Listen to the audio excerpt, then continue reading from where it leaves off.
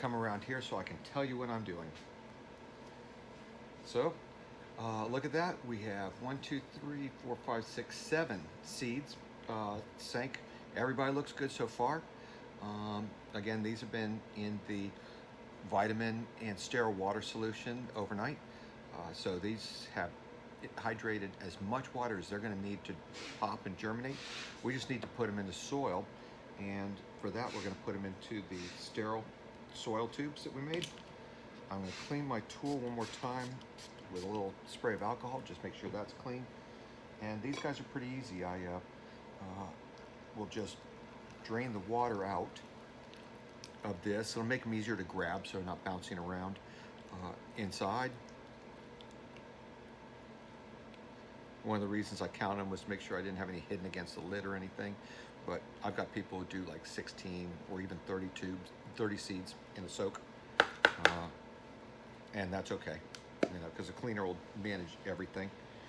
What I'm going to do here, while I'm thinking about it, I'm going to go ahead and clean my plate too. I brought a plate out for this, and this is an extra step that's not absolutely necessary, but I like to line up the seed so that it is the point is in the direction of down. So when I stick it in the soil, it'll go straight down. There we go. It was really just for seed alignment, and I'll also plant it right along the edge of the soil. So I keep it in the scissors, go down just about a ½ inch, let it go. There's a little bit of loose soil on it, tap, tap. Do that, you can rinse the tool, and really just repeat that.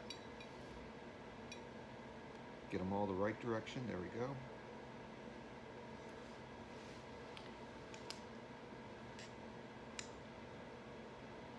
Cool thing about putting them up against the glass is that when they germinate, we can see it. We can see them pop up, and the little seeds start to, the little seed tail come out. This is really it. You know, seeds will pop up in just a couple of days. If your seeds take longer than 5 or 6 days, we do want to make sure we got them at the right temperature. But we've had good seeds that took even 12 or 14 days. They're in a sterile tube, so part of it is just be patient and not worry about them. If your tube is a little bit underhydrated, you know, because some of these kits are sold weeks or months ahead of time through distribution. You're going to buy them from an online retailer or a store. It is perfectly okay to use the sterile water that we just soaked seeds in, just, you know, for a little hydration. We don't want anything to be too wet. The perfect consistency in here is what I call cake, chocolate cake. I can see moist particles right up against the side of the glass, and in between it I can see air pockets all the way to the bottom. So these are not too wet or too dry. There is all the moisture in here that this seed is going to need to germinate and stand up. So everything is good. If we get to like 14 days and it's still not doing anything, we can take the seed out of the tube, you know, and examine it again, see if it's tried to germinate, and it just stopped. And sometimes, you know, we get a hiccup like that. That is a seed that may not fully germinate on its own, and that's why the kit comes with a couple of rescue tubes like that, because we take that guy out, give it a rinse and just the cleanest water you can. I'll do just, you know, a little water, tap water or filtered water that I boiled in the microwave. So I'll boil in the microwave once or twice, so I know it's clean, and I'll drop the seed in there when it's cooled so that I can rinse off that little bit of dirt and use this forceps again, sprayed with alcohol, and just put that seed right in the center of this agar medium, only about halfway in. I want half of it is in the agar and the other half breathes air, and this will feed that little seed sugar directly. It's the only chance it's going to grow. We're going to use tissue culture to try and grow whatever little bit of life is left in there. If your seed has sprouted, or if the seed shell has split and the embryo is coming out, then we take that embryo out and plant it in here with in a U. Yet the root radical will be pointing up. That's okay, because we want the growth that is right between those two little cotyledons, those two little seed leaves. You know where the next little leaves are going to come from. Where that does a U is the part that we'll plant in this medium, because this will go into the neck of that seed. That's called the hypocotyl. It'll go into the area just where the cotyledons meet, and just by ordinary diffusion or osmosis through a membrane, it will make its way to that last little living bit of tissue, and we just cross our fingers that it does something. If it starts to grow in tissue culture, contact microclone.com, because you're going to need some more tissue culture materials to keep it going, but we will have saved your seed.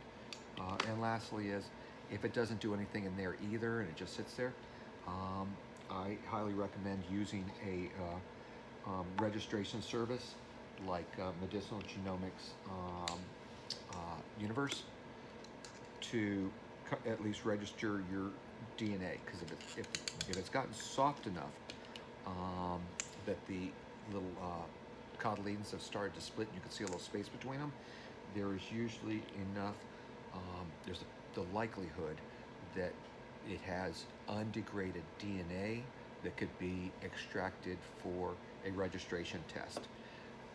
You know, who knows, whatever strain that was valuable enough for you to use this kit, you know, you'd have to evaluate a $100 registration, but at least you'd find out who else had your seed and is in your neighborhood, because they might have plants, and you guys could work out something in the future.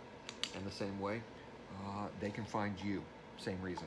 So anyway, we highly recommend registration in any case, and we can germinate and register a partially germinated seed. That's the kit. There's all our little plants right there. As always, label everybody. Keep this in a moderate location. We're looking for about 76 degrees, never higher than 80 if you can help it. 50% humidity is fine. The replacement kits, all the pieces to refill all of this, are only about $10, and those are available at microclone.com. If you just bought the seed kit and you haven't done tissue culture yet, highly recommend you explore the starter tissue culture. It is really easy, and it will give you a lot of the same tools that we're using here, so you can do seed starting in the tubes one time, and then you can do tissue culture starts in them the next time. I will tell you from experience, years and years of selling kits and teaching growers, is that they will always be coming back for some more vessels and some more media, because it becomes a more important part of the gardening they're doing, and it's really that easy. This is what you set up near your kitchen, someplace when you're not in the garden, and you can still be gardening. Microclone.com.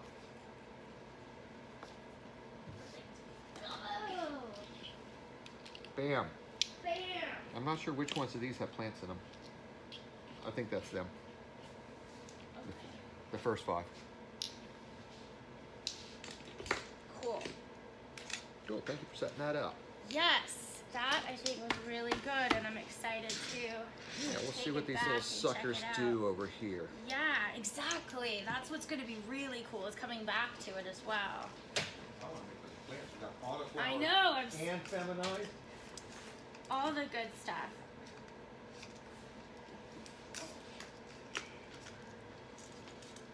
We'll get some more water. Mm-hmm.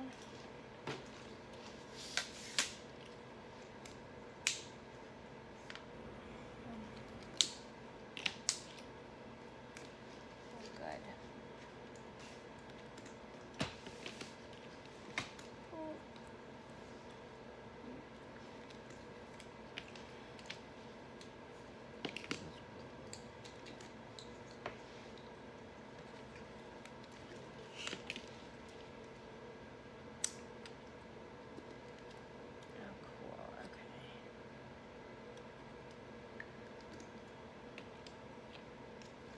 I just need to take this with me.